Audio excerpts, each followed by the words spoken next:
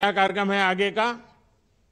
आज 5 राज्यों राजस्थान, मध्य प्रदेश, छत्तीसगढ़, तेलंगाना और मिजोरम में भी विकसित भारत संकल्प यात्रा की शुरुआत की जा रही है। मैं माननीय प्रधानमंत्री जी से निवेदन करूंगा कि हरी झंडी दिखाकर इन राज्यों में यात्रा का शुभारंभ करें।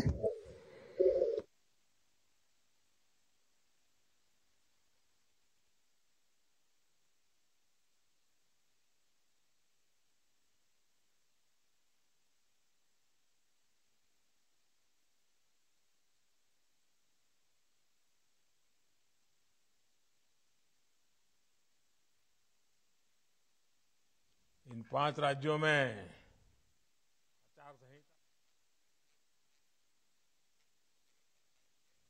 तो प्रारंभ करने का अवसर मिला है।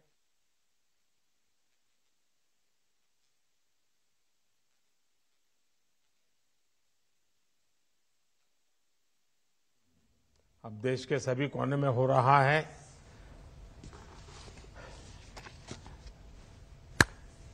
आप सबको नमस्कार।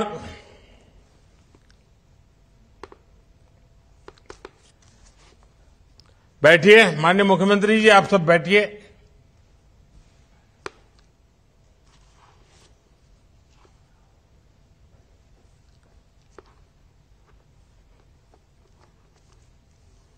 हम सबका मार्गदर्शन करें। विकसित भारत के संकल्प के साथ मोदी की गारंटी वाली गाड़ी देश के कोने कोने में पहुंच रही है। इस यात्रा को शुरू हुए 1 महीना पूरा हो चुका है। इस 1 महीने में ये यात्रा हजारों गांवों के साथ साथ 1,500 शहरों में भी पहुंच चुकी है। इनमें से अधिकतर छोटे शहर हैं, छोटे छोटे कस्बे हैं। और जैसा मैंने कहा, आज से राजस्थान, मध्य प्रदेश, छत्तीसगढ़, तेलंगाना और मिजोरम में भी इस यात्रा का आरंभ हो गया है। चुनाव आचार संहिता की वजह से इन राज्यों में अब तक ये यात्रा शुरू नहीं हो पाई थी। मेरा हर राज्य की नई सरकारों को आग्रह है कि विकसित भारत संकल्प यात्रा का अपने राज्य में तेजी से विस्तार करें। साथियों, विकसित भारत संकल्प यात्रा को हरी झंडी भले ही मोदी ने दिखाई है, लेकिन सच्चाई ये है कि आज देशवासियों ने इस यात्रा की कमान संभाल ली है। और अभी जिन लाभार्थियों से मैं बात कर रहा था, उनसे संवाद से दिखता है कि देश का जन मन इस यात्रा को लेकर कितना ज्यादा उत्साहित है। एक जगह जहां पर यात्रा खत्म होती है, वहां से दूसरे गांव या शहर के लोग इस यात्रा की अगुवाई करने लग जाते हैं। मुझे जानकारी मिली है कि मोदी की गारंटी वाली गाड़ी के स्वागत सत्कार की भी एक बड़ी स्पर्धा चल रही है, होड़ मची है।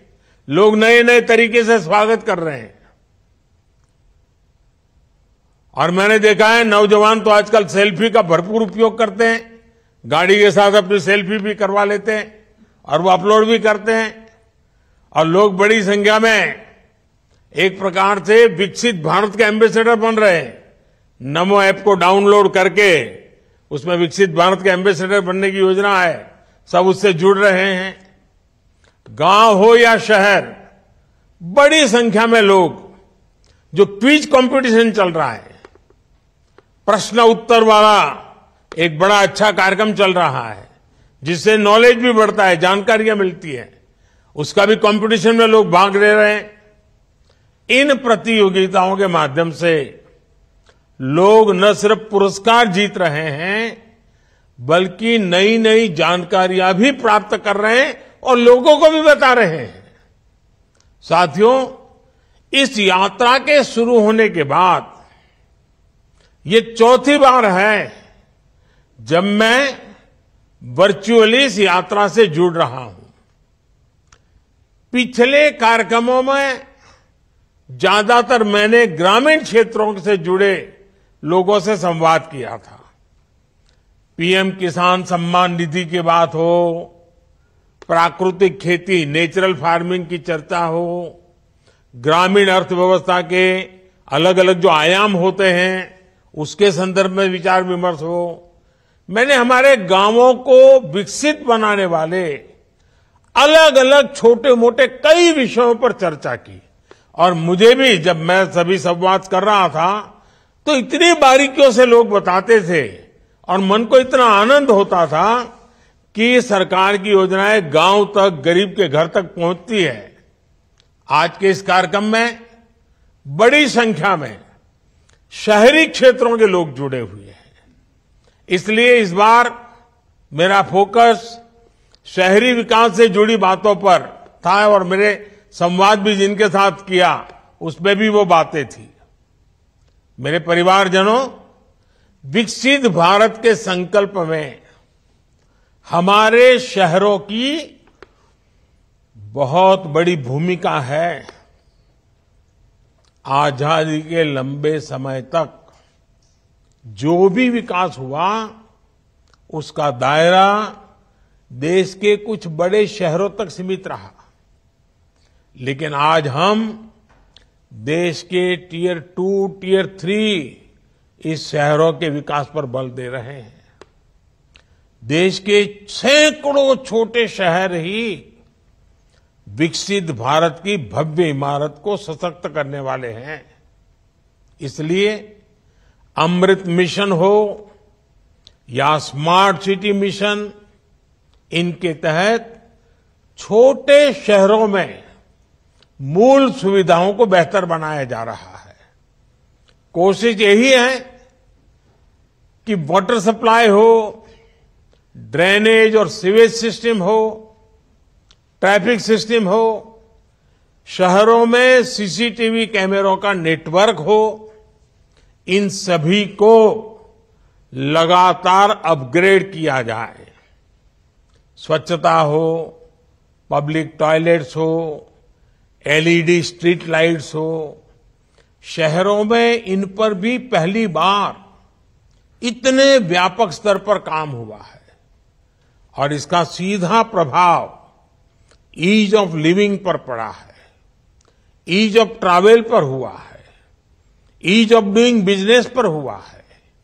गरीब हो, न्यू मिडिल क्लास हो, जो अभी अभी गरीबी से बाहर निकले हैं, ऐसा कि नया मध्यम वर्गीय परिवार पैदा हो रहा है, मिडिल क्लास हो,